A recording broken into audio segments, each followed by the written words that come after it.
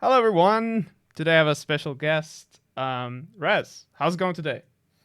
Good, man. Thank you for the invitation. Thanks for having me. Absolutely. I wanted to ask you to introduce yourself because I think you're the best to do so. Well, I'm Razvan. I'm from Romania, but everybody just calls me Rez. It's a lot easier. And I run Voxyde.com, which is an online school learning platform for Houdini and Nuke primarily. We might expand in the future to other software, but for now, there's really a lot to cover when it comes to Houdini and Nuke. And I choose these two software specifically because I think you can do anything with them. Mm. There's still a few limitations with Houdini, mainly regarding modeling, but I think it's coming really close to an all-in-one package, and then Nuke Mm. will just complement it on the compositing side. So I think for the long run, if you want to get into like CG, then definitely the Houdini will be a part of your workflow one way or another, right? Yeah. And learning it is such a like a generalist thing to do. It can do so many things. I mean, you're right. Like modeling, maybe not the best. You Sculpting, can do probably not procedural there. modeling, Yeah, right? procedural It's modeling for easier sure. to yeah, Yeah. it's easier to build a city in Houdini than Yeah. it is in Maya or, but like a character, definitely. Mm. I mean, you don't have any sculpting tools either, so Yeah. you need something like ZBrush and something for retopology and stuff like that. But as far as characters are concerned, with Apex being introduced, which is a new rigging and animation system, Oh it yeah. was introduced recently, like last year. Now it's really, I mean, it's one of the best because I have some experience in Maya. I've done some rigging in Maya and Blender and Yeah. animation. And really, this new system in Houdini with KineFX, which is the kind of like an Yes. older system to Yeah. do some of the stuff, it's really good. It's really good. It's just that it's not a lot of there's not a lot of resources right now. But I think in the Like future, to learn from. yeah, Yeah, that's the yeah. main problem It's with kind Houdini of anyway. yeah. Well, I mean, we had we do have a lot of resources now, especially as opposed to when I started a few years ago. Mm. But even then, we did kind of start to ramp up in the resources for learning material. But now, for Houdini, for visual effects, there are a lot of resources, and for procedural modeling. But this is like brand new. This Apex just came out last year, so there's very limited resources and it's a little bit technical. They Mm. still what Houdini guys, what the side effects crew usually does is they give you all the bare bone, like all the lowest level nodes to build the stuff. But Mm. then they, with following versions, they create wrappers around the nodes, around those nodes to have it more accessible to new users. But there's still all of the rappers, all of the new stuff coming up, is still based on stuff that was already in Houdini. So that's really one of the coolest parts of Houdini. That whatever was good 10 years ago is still it's still usable today, Mm. right? Because it's built on these foundational building blocks. And yeah, How did you start with Houdini? Let's start with this. uh, kind of weird to be honest, Yeah. because I was making for the so let's say if my career was like 15 years when I started making money from DCCs, I started with After Effects and I created a lot of After Effects templates Mm. actually. So if you're familiar with Video Hive, which is a place for all of the After Effects templates, we had like intros, logo Mm. stings, and stuff like that. Mm.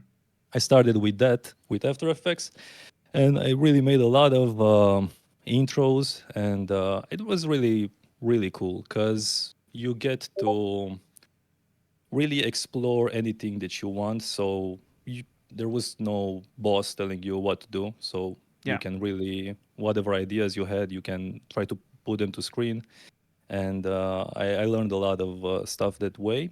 But in order to, I was always really passionate about magical effects, about I really love particles. Like Mm. 15 years ago, I love particles now, it was always a constant for me, something special about having something like small points glowing in a dark room. That's Mm. to me, that's like the best. But obviously, I was limited in After Effects. But Mm-hmm. also, then I started really early on. I started learning Cinema 4D, and they had some particle systems, but you really needed a plugin.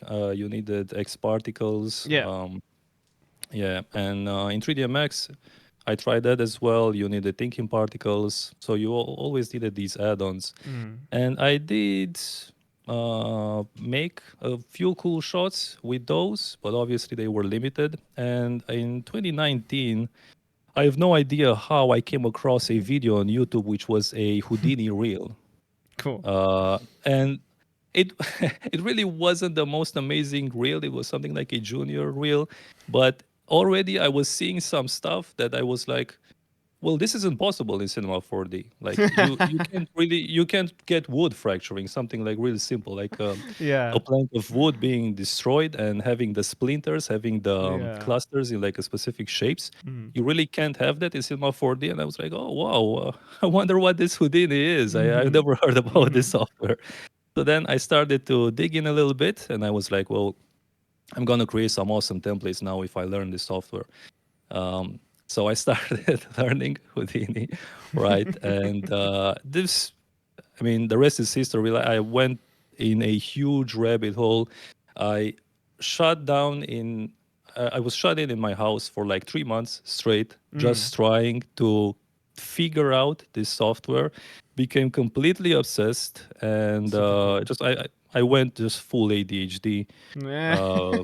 just full focus, full. I just because this is the problem with Houdini. You instantly, when you open up the problem, when you open up the software, you are faced with a million problems. Yeah. You are just instantly hit with a million brick walls, which you have to like take down one at a time, Mm. until it actually starts to make sense and you get into the fun zone. And I think this is what's off-putting to a lot of people, especially if they're more artistically oriented rather than technical. Mm. I think it's really hard to get to that fun zone when you can just use Houdini to create. You really need a lot of footwork to do before you can actually start having fun, which is different from other software like Blender, especially, or Mm. Maya, or even 3ds Max. If you watch a Blender tutorial, if you watch the Donut tutorial, which is like the most famous tutorial with CG online, I think you get you can get a result almost instantly, Mm-hmm. because you can just drop down a cube, you can just grab the points, and you can just modify some stuff, add some divisions or whatever. You can model a little bit. You have access to all of these tools. But in Houdini, when you just drop down a cube, you have to know what a context is because you're at the object level.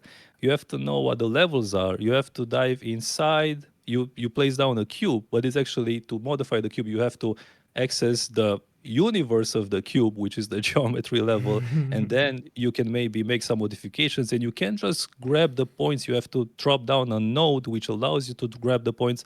So I'm just trying to illustrate that a very simple thing, it's made very hard in Houdini, and I was extremely frustrated with this, because at the time I also had experience with Cinema 4D. I tried 3ds Max, Maya, Blender, all of the softwares, and it was just extremely frustrating because all the time I was going, why is it making it so hard? Like, why Mm. are you like this, Houdini? Why stop being like this? Mm. Right? Why are you making things so hard?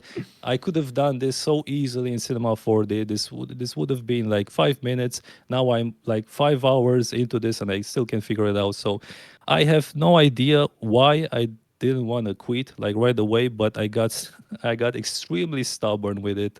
Mm. Um, Which is a I just feature of didn't. ADHD as well. It's a side effect. Exactly, exactly, Stubbornness. exactly. Yeah. Well, because it was funny because a couple of years after, my wife got a book about ADHD and Yeah. stuff like that, recognize the symptoms and stuff like Yeah. that. So she was reading the book, and then all the time, like every 5 minutes, she was going like, "Oh, this This is is you. you. Check this out." She was bringing me the book, the uh, ability to hyper focus on. So when I get yeah. into this like hyper focused area state. Uh, like the whole apartment can burn around me. I don't care. Like, Yeah, yeah, yeah. you know, Same, same. I mean, it's me like, and my wife are diagnosed with ADHD, so we kind oh, of that's bad. That's so the whole house is burning, and we're like the meme. Oh, this is fine.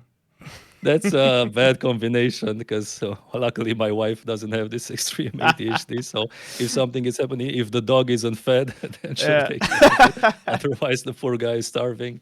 yeah, Uh, I don't want to take showers. I don't want to eat. yeah. I It's can't hyper let, I focus. can, Yeah. yeah.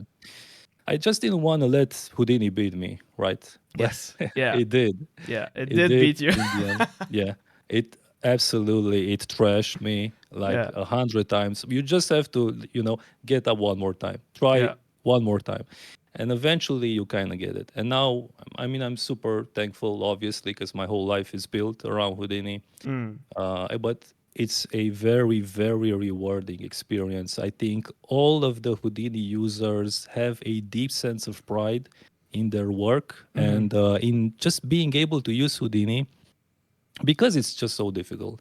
It's just very challenging, right? Even if you have the perfect learning materials, even if you just have to do a lot of work, you have to do a lot of work yourself, like no matter what. You Mm. have to not get discouraged. You have to like really, really want this, I think. Yeah.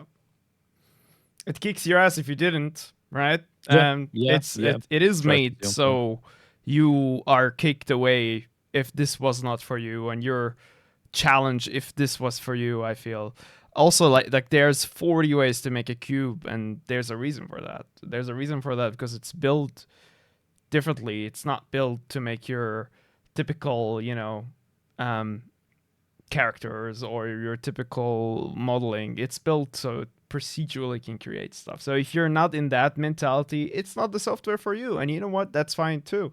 Go find the software that is for you. If you're here in Houdini, you want to make a character, you should probably not do that. And it should be difficult to do that anyway because it's not made for that. Yep, yeah, yeah. If you brought your character 100%. in and you want to UV it or uh, procedurally rig it, that's the place for you, Yeah, yep, and yep, it welcomes you to do that too. yep. Well, not all software, because not there's not one software which can do everything. I know the Blender community, bless their souls, they think they can do anything, and Blender can do everything, but it just can't handle the same level of simulation. I'm sorry No. to the Blender community, to everyone using, but everyone who uses Blender and Houdini like knows the limitations. And I think this is a very cool combination. Like Blender really covers all of the areas Houdini doesn't cover yet, like Mm. modeling. Sculpting and stuff like that. Hmm. But it's just a software limitation. You just can't really load 1 million voxels into Blender without it crashing. So there's a hard ceiling just for in terms of performance, Mm. right? And you can do VFX in Blender, you can do some tricks and stuff like that, but it's definitely not Houdini. Maybe one day, but probably Houdini will implement a sculpting and modeling system before that. But yeah, and on that point that it's not a software for you, definitely it's more you have to be a little bit technically oriented as well. Looking Yeah. back at my life, sort of, I did enjoy in school, and this was when I was like really small. I did enjoy problem solving in Mm. math. Hmm. I did enjoy like finding X and trying to find the solution. So I guess I do have a kind of a technically oriented mind as well, but I'm very much, I consider myself an artist first and foremost. So even in Houdini, the setups aren't really that complicated. It's just that I make them. I'm able to make them look good, Mm. right? With certain tricks that I know from the artistic side. I know that if I have a layer of particles, if I just duplicate the same layer and maybe just offset it a little bit, spin it a little bit, I add some variation, I add some glow on top of it, and it just looks instantly cool. Even though the techniques to achieve it are relatively like simple, not super technical. I mean, once you know it, it becomes simple. And if you're a beginner, Yes, like you said, you're gonna have to go through the 3-4 weeks of it's you pain. bashing your head with the screen. And It's more than yeah, 4 weeks, definitely. yeah. No, I mean like Push just that generally thing. learning the UI or Yeah, something, or yeah, creating yeah, like your first pyro effect or whatever it is that you want to do. exactly. You will have Yeah, to really go and bash your head. But thankfully, there are schools like yours that can, people like you who went through the hard way of learning and yeah, can sum stuff up quite quickly and repackage it and put it out there in a package that says this is what I would have wished existed exactly, when I first started, exactly. right? Exactly, exactly as you said. There wasn't a. So right now, what I'm trying to do between the workshops, the courses, which are project based, I like to do. I have a series called Intro to. So we start with Intro to all of the. If we break down Houdini, you have some solvers, you have the rendering side, you have some of the fundamental side. So I just break down every category and we just do an overview of the specific category. So Awesome. you start with Intro to Houdini as a whole, where I explain what the object level is, what the contexts are, and it's just that it's because it's so much. And with the courses, what I'm trying to do is just isolate the part that we are interested in. So the beginner course, is more towards how to learn Houdini for VFX. Mm. Like if you're because Houdini is now a multifaceted software. It's part of many different industries, in the game industry as Mm-hmm. well, uh, in the procedural modeling industry. But I'm specifically wanting to cover only the areas that will get you to make like cool effects. So this is what I'm saying in the courses is that there are all these different contexts. We have ROPs, SOPs, DOPs, whatever, but you are really interested in SOPs. This is where you'll spend 90% of the time. So you can just ignore this for now. You'll come back to that later, but let's focus on SOPs. Okay, so then within SOPs, you have attributes. Attributes can be point, primitive, detail, whatever, but Mm-hmm. most of the time it's points. So Mm-hmm. you do like Yeah. a you connect only the pieces that you need in order to get up to speed as fast as possible to Mm. do some cool effects, because that's the point really. I want people like whenever someone starts Houdini, I want to get you as fast as possible to a place where you can start having some fun. Mm. So we are ignoring a lot of stuff. I'm just doing like a shortcut to everything you need in order to get your hands dirty, get started with effects in particular. All right. So that's the Yeah. philosophy at least. So that's what I didn't have when I started out. We had that a little bit with Applied Houdini by Stephen Nipping, which is some courses on CG Circuit, which are really Mr. Nipping is my goat. To this day, he didn't make a tutorial in a while, but like those were the holy grail, really, of Houdini tutorials. And I try to take the same kind of teaching method and Mm. style to my courses as well, where we focus on only what matters in order to create some cool stuff. And yeah, That's the because thing it's a about the lot. industry, though. People like some companies look at it as a competitive thing, but Yeah, I can definitely understand that. But online schools good. is like we all inspire from each other and we all create stuff from each other and we learn from each other too.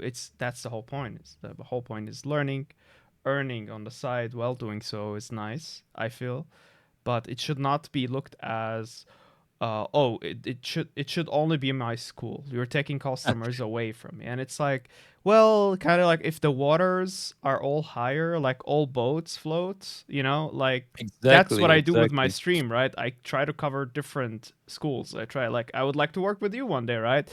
It just like to give them, because people are complex, right? You have people who have a lot of passion, but they can't initialize. They need help, right? So that's where a school like yours could help.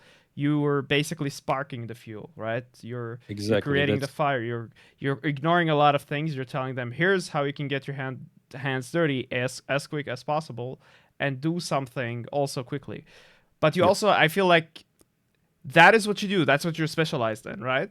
Here's where Yep. like other people can capitalize on the other part where like not only that you had fun now in the other school, we're gonna pivot you to the other school that does go into details, like CG circuits, for example. Yeah, yeah, So we complete 100%. each other in that way. 100%, because I mean, well, for the longest time it was just me running the school doing the courses, but now I'm also collaborating with other artists. So in the future Yeah. we will have workshops and courses hosted by other artists, because there's only so much you can know yourself. Yeah.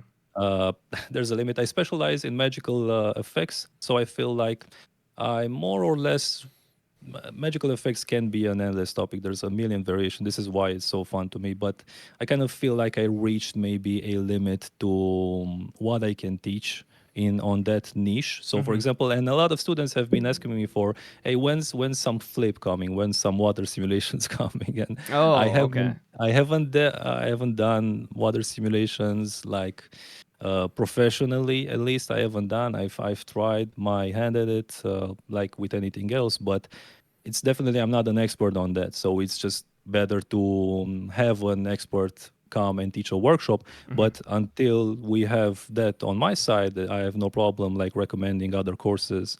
Obviously, like for example, if someone wants to get better at Vex, which is the coding program, Yeah. programming language of Houdini, I will definitely recommend some of like Corbin's course on Double Jump Academy Film Effects. Mm-hmm. Like that's definitely because he's a genius in Mm-hmm. Vex, so I have no problem like recommending other courses. And the main idea is, aside from what you said, is true that we schools, we should help each other out and we Mm. should collaborate as much as possible. Even though, from my point of view, we are competitors, but also we are friends. But the way I see it is that each school contributes to the overall health of the scene Mm. as a whole, and it's just that I introduce a lot of new people to Houdini. I bring a lot of people over from Cinema 4D, from Blender maybe, Yeah. and we just grow overall as a community. We Mm. just have more users. It's not necessarily like we're stealing clients from each other, No. because we're all bringing like more clients. Like Yeah. someone who I bring over can go over to another school and maybe Exactly. buy some courses there, Yeah. and then they will come to me as well. So like Yeah. but for me, ultimately, if a student asks me, he wants to do something, he wants to learn something, and I don't have that in my curriculum, then I will have no problem like recommending any other course. It doesn't matter what platform. Yeah. It's all about learning.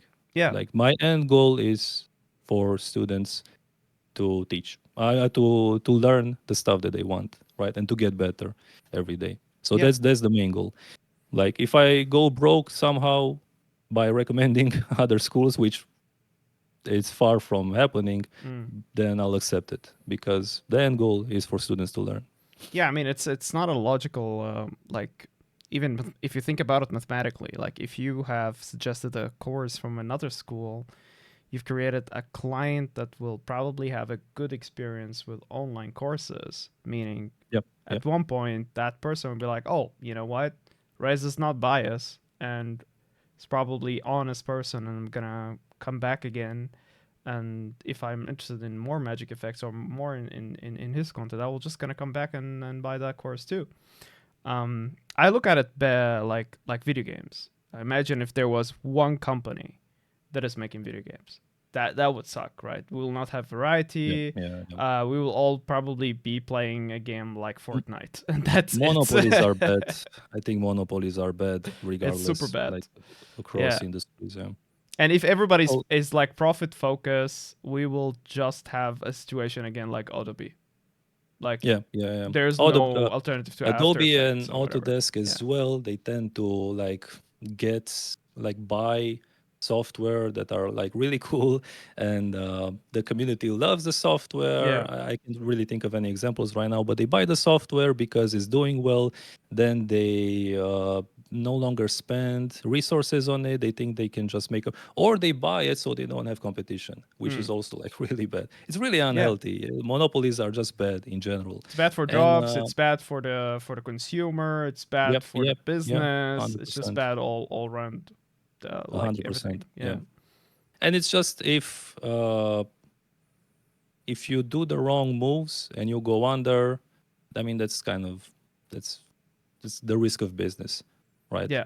It's probably on you. So it definitely won't be because if that happens to me, it definitely won't be because I'm recommending other courses Yeah. as well. It's something wrong fundamentally that I've done, right? To maybe misuse the trust of my students, which is really the last thing I would ever want to do Yeah, at as a this point. teacher, So that will be like the last thing yeah, you want to do. You want to yeah, focus on building trust first and foremost, and then focusing on like leadership values of like making them trust you and trust what you're saying and trust everything you're teaching them.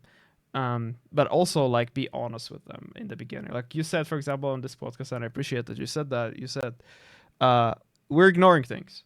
Why? Because we want to like spark the fuel and yep, create yep. fire. Like we want you to get going ASAP, and once that is done, you're creating a cool thing. Your confidence is boosted. However, if you want to go into details, here's maybe a course that we want to do or a course from a different school. And I feel like that's the perfect example of stop. Like we need to stop thinking about this as only a business because it is not. It's a people business. First of all, you're teaching It people. it it You're yeah 100% it is, but for me, it's a little bit different than other schools because I didn't set out to create a school. It's just yeah something that naturally, really, yeah, I just very naturally, like organically, I would say I reached to this level because I was just selling my courses on CG Circuit. oh So I started learning Houdini like 5 years ago or something like that. I got really good at it fast because I also carried a lot of experience from like my the other 3D applications that I was mastering. So I already know how to put pretty stuff on yeah screen, and then it was just a matter of implementing Houdini into that. But after I use Houdini to create some templates, now I'm not creating templates anymore, obviously, yeah but I created a course at some point because I noticed there was a severely lacking area in the course space where a lot of people were teaching Houdini, so like Stephen Nipping for Applied Houdini. He was teaching Houdini, but the end result wasn't really amazing. But for me, when I saw that, and when I was creating I was using Houdini to create some of my own projects. I was able to get a pretty cool result, and that wasn't really present in a lot of courses, mm, and especially not teaching this integration with Houdini and Nuke, which with Nuke you can really get like maybe 500% of the renders that you can get out of Houdini. Just mm, by adding some simple glow or some simple processing effect, you yeah can really elevate the project as a whole. So there was this gap, and I decided that, hey, I might just make a course and see what happens. And at the time I was making courses, I also had a lot of experience already making tutorials because prior to learning Houdini, I was actually creating a lot of tutorials for After Effects as well. So I had I had some teaching experience as well. So I always just enjoyed making tutorials. They're still on my YouTube channel. If anyone goes back like a few years ago, they can see some of my earlier versions of Voxyde, which is cool. So I put it on CG Circuit, and to my surprise, it actually made some sales.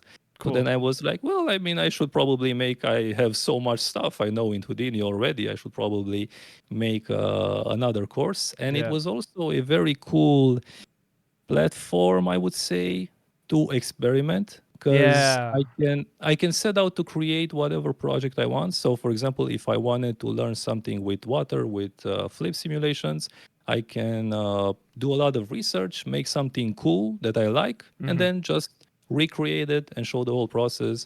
And then that's a course, so I can make some extra money, which that was the idea at the time. So yeah after I created a bunch of courses on CG Circuit, I decided that most of the audience was coming from my side on YouTube, so I decided to actually sell them on Gumroad to get a higher percentage because yes it was my audience, more or less. But then I was after Gumroad, it was like maybe I should just create Like my own a website. website. Yeah, Yeah. yeah. So that's how Voxyde.com started. And fast forward a couple of years, now we are here, and I have a bunch of stuff, and I'm in a very fortunate position now It's awesome. to collaborate with all of the best artists in the world to create courses and workshops. So in the future, it's going to be even more exciting. There's a long list ahead of me. I'm always thinking like I have 5 things to do, Yeah. and I cross like 3 of those 5 things, but in the meantime, 7 other things add on top. So it's always a never-ending, always expanding list of stuff that needs Yeah. to be done. And yeah, That's so interesting how at one point when you say fuck it, I'm gonna do it myself, everything yeah, starts that's to that's my whole philosophy, yeah. basically. Yeah. I mean that's also one thing I've done with the streaming, with the Let's Learn. I was like, fuck it, I'm gonna do it myself. Yeah, yeah. I mean, I'm gonna definitely. I was like, my goal is to learn and earn. I was like, okay, I'm just gonna reach out to some online schools, make an affiliation deal with them, and just like stream my experience. And I started with Houdini actually, Yeah, because it is this mystified like program where everybody's like actually telling you that it's hard to learn, and yeah, that is like one thing with me. I hate to be put in a box. I just hate it. I'm like, oh, you're saying it's hard. Oh, I'm gonna go and learn it then. you hate You know, yeah. people placing limits I hate on you. this Yeah, like the limits, the categorization. I'm like, I'm gonna challenge your perception. Like I even did this with game dev a little bit. Like I created the game about my story, how I went away from Syria and stuff like that. I was like, let's push the envelope of what do you know about games or characters generally, and when you play the game, there's me with my face appearing and commentating in the game to create empathy, basically. yeah, Because it was challenging. Because like, who am I playing anyway? Like, you see it a lot with games, also with like streamers who play Let's Plays. They are constantly like shitting on the main character on the or dev. on the other characters, but Oh yeah, they yeah, wouldn't have done so if those characters were real, because we're kind of programmed to be nice to other people, or most of us, yeah, let's yeah. say. And so this You is wouldn't this say it to my element. face, all right? Yeah, you wouldn't say it to my face, exactly. Yeah, Or the other thing is like, when you watch a streamer watching like one of those summer game fests or whatever, and they see the trailers of the upcoming games, and they keep like saying, "Oh, this game is shit, and this game is shit, and this is this, and this is that." Well, like if you were the developer working on this game for the last 3 years and you're watching the streamer shitting on your game, you're like, "Oh wow, like yeah, yeah, this person had no idea what we have put, like the amount of effort and love we put into this project, and it just gets shit on because so they look edgy and so they look cool." Um, like if these streamers were working on the game, they wouldn't have said as much. You know what I mean? I mean, 100%. But Yeah. I think with streamers, they're like a little bit of a weird bunch because they have to say stuff like that to like keep their audience engaged, especially if they're streamers who like their main target audience are like 14 to 15-year-old like little Mm. kids. Then they uh it's just I kind of get it though. It's just fun to shit on things just Yeah. for the fun of it, Yeah. you know. Some streamers don't mean it, but some go definitely too far. Like they don't take into consideration the huge amount of work that got Yes. put into something. And this is also true. I mean, exactly the same thing that you're saying is probably true for the VFX, the CG industry, where a lot of people are just trashing CGI just because it's CGI. Just Mm. because if you notice, like 5% of it is CGI. This is like, oh, this is terrible. This is trash CGI, like bad CGI. There's like this trend, and there's also like this Yes. very hurtful trend now that studios are masking how much CGI there actually is in the Yes. movies. Yeah. Because they insist that everything is shot on in camera and there's practical effects and stuff like that, where there's really almost everything is still digital. Um, so there's this trend, but every time I see those people commenting like, "Oh, the CGI is so bad," I'm like, "Motherfucker, you try doing it. You try doing it." No, You it's know? it's also like it's super harmful for VFX artists who are trying to find jobs. Like if let's say 20 VFX artists worked on a project and they are just constantly like the whole department is being dismantled and like not mentioned from the people in charge and from the actors and from all those people who are in the face of camera, and they're getting basically dismissed, their whole work dismissed. How It's do you think they will work on another project? How do you think they would feel about themselves generally? Like, this is gonna it's be this is really terrible industry practice. it's um really destructive. Yeah. and it's almost like, in my opinion, I know people shit on this, but like, in my opinion, there must be some type of unity, Yep. Yeah. Yeah. between I mean, VFX definitely. artists. There's been talks about VFX union for some time, and a lot of people have tried to like put together something. There's like huge Reddit posts about it and stuff Mm, like that. But uh, I don't know because I always consider myself kind of on the fringes of the industry. I haven't really worked at like a large studio with a proper epic pipeline and stuff like that. mm, So our projects were always like a lot smaller scale with smaller teams, yeah. and but I have talked with other artists who have worked on big projects in big studios, and I'm not sure exactly why this is happening. Uh, but it is really hurtful. It's just super destructive, and it's just it's funny because it's this whole no CGI use, everything is practical. It's just for a marketing standpoint, it's just to sell a little bit more tickets. But it's exactly like you said, you might risk like disbanding an entire studio over it. Not just the Like, studio, you're bending the whole industry. yeah, Like, you yeah, might not be exactly, able to 100%. hire visual effects artists anymore. This is Yeah, how bad yeah, this is. I've yeah. I've talked with like people who organize other schools, like regards VFX, and they said like, Jack, honestly, I wouldn't even recommend it to my own daughter to learn VFX right now. Ah, Like, that's this that's is how unfortunate. bad this shit That's really got. unfortunate. Yeah. But here's the thing: VFX is a principle that brings in a lot of other principles, and it's such as composing. What is it called? Compositing. Compositing, Yeah, and yeah, yeah, like, you have to have 3D knowledge, texturing knowledge. You have to have yeah. artistic knowledge. And I feel like the next step, if you're a visual effects artist, is to dive into real-time VFX for games. I'm talking. I mean, is that still a healthy industry right Yes, now? Or yes. It's oh, that's it's that's one really of the awesome. healthiest in regards to the games industry. Is not healthy itself, but real-time VFX is always needed for games, because a game without VFX is pretty much empty. Yeah, That's really good to yeah. hear, honestly, because if I'm thinking about expanding like the courses to other areas, then real time is definitely like high up on the list. That's the area. That's the area. I wanted to talk about real time with you, actually, and if you're planning to do any of that on your. Well, because a lot of effects that I do already are based on real time. They're not.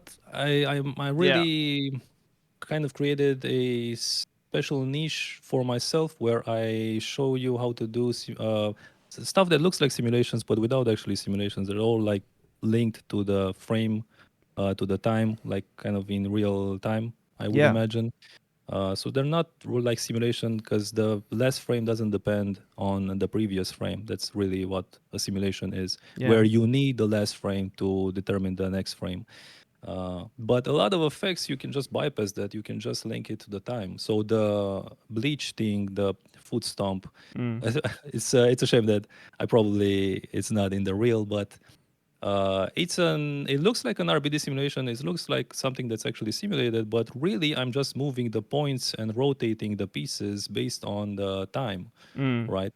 So I already, my mind, the first solution when someone presents me with an effect to do, my first solution would be if I can make this without simulations, yes, right? If I can maybe play around with the noises, if I can, you in real time, you manipulate the UVs a lot. You yeah, do a lot of tricks with the UVs.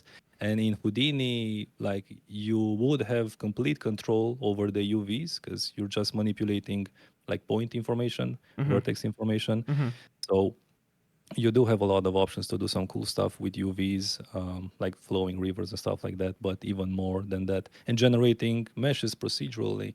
I've seen that you do a lot of in real time. You do a lot of like ribbons, Mm-hmm. like sweeps, Yeah. which you map the certain types of noise textures onto, and Mm-hmm. you animate the noise textures. You add some post processing effects like in the engine and stuff like that. So I mean, all of that is like really fun to me. But yeah, I just didn't cross paths with the real time VFX community. I think this is my Yeah. first. You're the first one that I'm really talking to about real time effects. I But feel like definitely in the our future, yeah, areas cross path a lot, and there's a lot of innovation to be discovered. And the only way to discover those innovations is to put two people or more from the disciplinary, right, and put them together. Um, the real time effect person will ask like, "Hey, how to make tileable meshes?" Right? I want yeah, a tileable liquid mesh that simulates a waterfall. Can we do that in Houdini? And you'll be like, easy, right? yeah, And we kind of find a way to together, like we find a way on a stream or whatever, we find a way to make it work.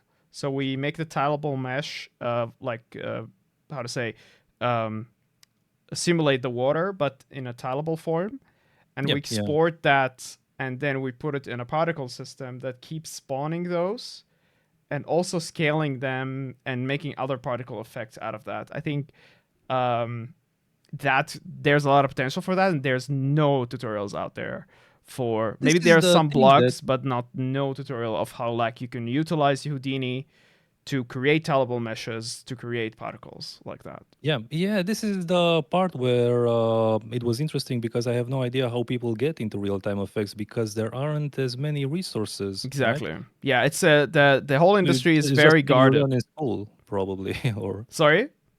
it's just something that you learn in school, or No, no, no, no, not at all. not really Um, online. no, so there is online schools. There's resources out there. So yesterday, Mad VFX, the guy from Mad VFX, Mustafa, he created his own school because he also had to go through like the whole process alone and like try his best to get the education. It's the whole real time thing happened because games needed effects, and so you had like texture artists, technical artists, and other artists just like also like software engineers trying to figure the stuff out, like how can we make fire, and out of necessity they had to create particles Mm. in an Yeah, engine, right? yeah, Eventually it evolved so much that it became its own thing. Like Unreal comes with its own particle system, Unity comes with its own particle system, and it's still kind of a new field. It's a new position to put yourself in. That's why the jobs in that section is not as effective, because like take a Europe for example, there's only 800 or more real-time VFX artists, so it's a very niche thing. Like even this podcast, when I had like real-time VFX artists on like the last 6 episodes or so, not a lot of views. Why? Because it's a niche thing. Like you need to be able to draw, you need to be able to animate, you need to be able to understand 3D meshes, you need to be not need to, but like it will help you if you know how to code. It will help you if you have shader knowledge. It like 10 areas you need to be good at in order for you to put all those eggs in different baskets. And like if I ask you if you want to be in the industry quickly, you will probably say, I would learn one principle and I would learn it really good and I'll be really good at it. I'll either be a concept artist, I will either be like character artist, or like a props artist, and just yeah, try to get into art. What you're doing is you're learning one principle. The real-time VFX gets all those principles together, produces this like almost like magician type of like skill. Um, and so yeah, it's there is online education. There's like Mad VFX. There's VFX Apprentice. I saw Double Jump Academy made a couple of courses for real time. Rebel Way made some, but again, not explored as it deserved to be explored. You have like industry people coming in teaching already what is made, but like you mentioned in the beginning of this podcast, making courses is an interesting opportunity to research, yeah, yeah. and I 100%. feel like a guy like you understands that and can like make something new, a new pipeline, a new work, and you think that no one saw, and put it on a course out there in combination with Houdini, because I don't think that's utilized as much, honestly.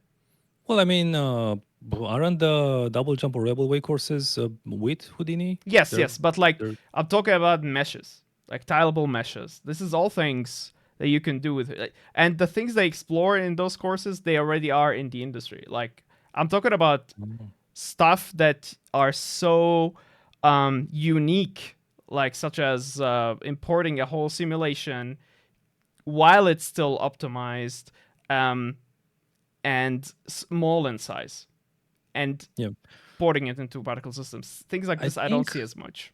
Well, because actually, it's funny that you say that VFX in games, like you need all of these areas, because all the time I was thinking, I had this in the back of my head that you make a drawing, it's like a 2D picture, right? So then if you want to take it to the next level, you make it in 3D, Mm. right? But it's still aesthetic image. Mm-hmm. If you want to take it to the next level, you add time to it, you add movement, Yes, right? So now you have a clip, an animation. But then games are like the the ultimate ultimate. art form, Yes, because you also have the input of the player.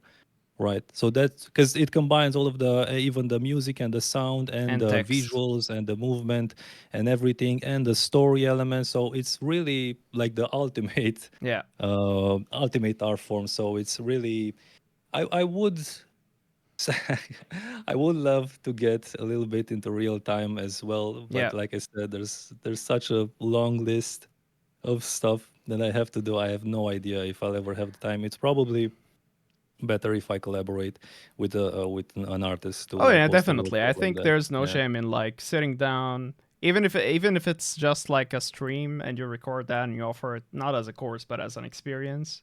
yeah, yeah, Um, definitely. I feel like that is it has its own value, right? So you get two senior level people together and like, hey, how can I put my skills like as a Houdini artist that does simulation, that does those amazing renders in your world, real like a senior level real-time VFX artist, right? I actually tried doing exactly that a couple of years ago when Yeah, I was learning Houdini, and I wanted to master all the software. Like at one point, yeah, I was like, I'm the one man army. I can do everything. I know how to sculpt. I know how to retopologize. I know how to. I mean, character animation is super hard. yeah. That's the one thing that kind of beat me.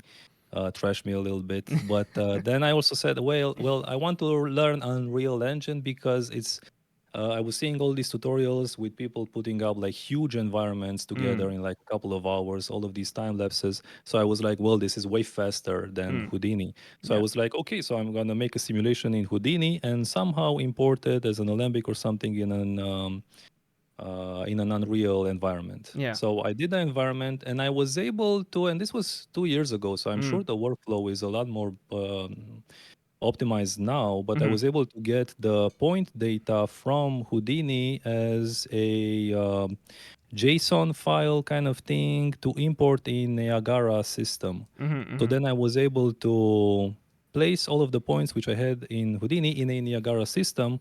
And it was actually pretty successful. And you can still alter a lot of stuff because the Niagara system is really close to what we are doing Exactly. usually with Yeah. any particle simulation. Like even in After Effects, there was Stripe Code Particular, which is just you modify the scale over time, you randomize the colors and all of the settings that you usually have.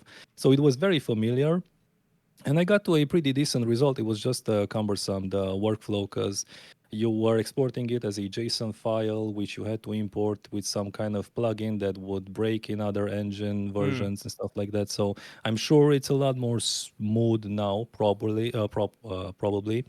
So it is something I would like to explore, but there's like a million things that I would like to explore. Yeah, so this is my limitation when I'm just one guy. See, the only thing But yeah. that if I were in your position, I would be looking into that sooner, because like if there is problems in the industry right now and people are panicking, such as like visual effects artists right now or maybe a month ago, they're probably wondering Or about even right now. Yep. 100%. Yeah. Okay. So they're Uh-huh. probably wondering like, how can we utilize still our skills into other industries and bring my like knowledge in cinematics into other industry? That could be like Unreal Cinematics. That could be all those other areas like in games or in VR experience or whatever. Like if that knowledge exists, I feel like we're empowering ourselves to not only work in the film industry, but also like put our foot into other industries as well. Like I think visual effects artists also work with DJs a lot, right? With DJs. Yeah, because you could Oh, make like all those, yeah, the loops, the kind of the like installations with the music DJs, music. right? Yeah, yeah, Yeah. yeah. I mean, there's the anima, right? Mm, If you know the concerts they hold, where there's like a character, like smashing the screen like a huge mm. screen, and there's a creature coming through and stuff like that. Yeah, All yeah, of those yeah. are like really cool. So yeah, probably. And I had an opportunity to work with something like that. We would they set up a DJ, and he would have like special gloves, and when they would do something with a glove or press a button or something, Yeah. and particles would pop up. Awesome. And the environment was to be done like virtual reality with Unreal Engine, and Wow. I would have to. But I mean, nothing came of it because I, at that point, I was already doing Voxyde, and I was like, Yeah. no thanks. Even though Yeah. that sounded like pretty fucking cool, but Yeah. yeah, But yeah, that but that could be DJs its do. own thing. Like it could be its own course, right? Where you're just Yeah, showing yeah, the yeah. pipeline of how to do like Music installations as visualizer, yeah, such. Yeah. not explored as much. It could be there's like a million ideas, yeah. But what you're saying with having this option for artists to pivot to real-time effects, Mm. this is something that I didn't consider, honestly. This is something that I'll really think about. Like, so thank you for giving me this idea. It's definitely, it sounds like something I should do in the future. Yeah. Yeah. I mean, no worries. I'll Yeah. just take 50% of all the sales. 100%, 100%. Listen, man, it's been great having you on. Is there Oh, it's anything you already would been an like? hour. Yeah, it's been like Yeah. 52 minutes, but I like to take the last 10 minutes to ask my guests like if they have anything they would like to It just promote or talk went about. by fast. Oh, hi. Well, I guess we just released a new workshop, particle effects in Houdini, and this is like, I have a lot of magical stuff and magical courses, but they're like exploring kind of just one or two techniques. But this is, I wanted to create like a 1 giga course Oh, with everything I know, so you don't have any, like, if you're in a situation where you have to create a particle, a magical effect, you really won't have any problems doing that. yeah. So I wanted to include as much as possible, and It's awesome. it's been like a huge grind. I kind of went radio silence. I didn't even post as much on social media for the last 3 or 4 months. It Oh was just no. nonstop. Yeah, it's so, bro, it's a lot doing like a 40-hour workshop where you Wow. just edit everything, like every gap, every sentence you have to redo. Yeah. It's been a lot of work. So that's out right now, I guess. And I mean, be on the lookout for future courses.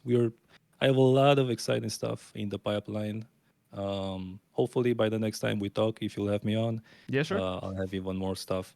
And now I have to consider the real time thing that you Absolutely. I have to place that somewhere in my timeline. Yeah. Um, I mean, I'm and happy yeah, to help out with like organizing it because I have a lot of ideas.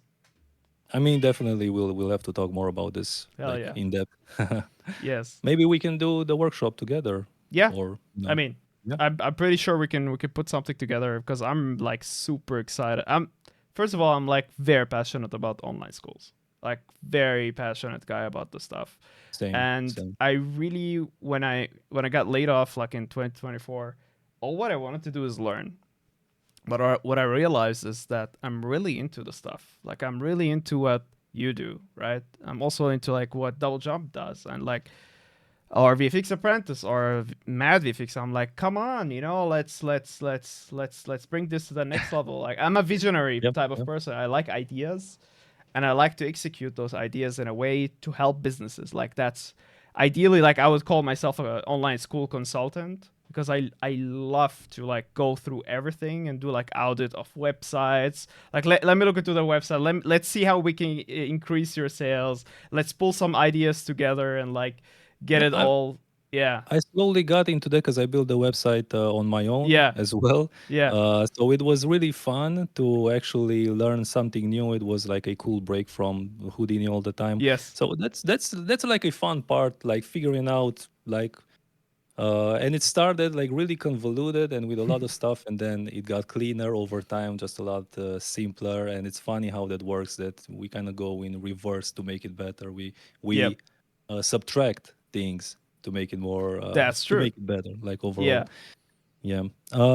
And I'm really passionate about teaching as well, because for me, when I was learning After Effects, if you're familiar with videocopilot.net, Andrew Kramer had some of the best. It's really the holy grail of tutorials. He such a gifted teacher, and he made learning After Effects so fun. Mm. And he was just so good at it, and he put up like over 100 something tutorials, super high quality online for Mm. free. Wow. And I thought, and a lot of people were like putting a lot of stuff for free online, and that's really because I didn't go to like any school. There's no schools like that in Yeah. Romania. I didn't even Yeah. there was no attempt. I dropped out of 2 colleges. I mean, yeah. But it was so cool that I was able to learn all this stuff, Yeah. and the guys were putting up all this quality stuff together. So my dream right now, my goal really is, if I collaborate with enough people to do the paid courses, then maybe I can get the business to a self-sufficient state where I don't really have to put like paid workshops, and I can Mm. just create free courses like forever. Yeah. And that's really my goal, to I give mean, the only like thing as with much as free courses possible. for me that does not work for me because like I have ADHD, I need to put like commitment. Yeah, So yeah, when I definitely. pay money, I'm Exactly. telling Yeah. myself every day, "Hey, you paid for this." Yep. Yeah, So it's an investment. Yeah. it's an investment. So You even if invest in, it's yeah. just like a reduced amount, even if it's Yep. just subscription only behind a paywall, it does everybody good. I feel Yep. it Yep. does the Yep. like the even on an economy level, right? If you just look at the economy, it does everybody good. That's And there's the no shame in making business out of. I just feel like always 100%. Yeah. always make money because you never know when is the bad day, right? Yeah. So and everybody's time is money. I feel Yep. so I always encourage before you put stuff for completely for free, like just think that there are people who are willing to give money to learn.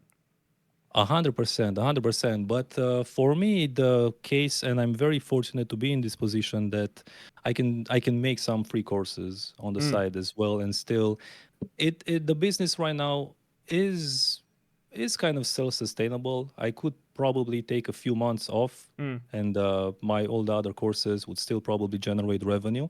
So I'm very grateful for that. that's good. Uh, it's just that there are a lot of cool artists, like maybe from other countries, that Yeah, just really can't afford, and I really that's don't true. want them to be left out. Yeah, And the idea is to provide quality training for everyone. And then maybe if you do the free courses, you get good enough, you get a job, then maybe you'll enroll in a paid course. And I have a lot of students who did that. So that's really awesome. yeah, But it's really about giving back to the community. I really feel like I. I have to give something back. So yeah. it's always like one for me, one for you, right? Well, very That's like cool. Yeah. that's kind of like my Yeah, my yeah. No, philosophy. I like that you're thinking about other countries because like I come from a country where like you 100%. Yeah. probably I mean, I'm from get Romania. a visa. That's, Yeah, I get it too. yeah. Yeah, of course. Yeah. But like it's really good from you that you're offering stuff for free as well. But like there's probably nothing for free these days. Like even if it was for free, I subscribe to our newsletter. You know what I mean? Yeah. Like it's Yeah. gonna I be mean, because there has to be something. even y- like I have something for free, but you watching it, it's gonna help the YouTube algorithm to Yep. like further me, and yeah, Yeah. definitely.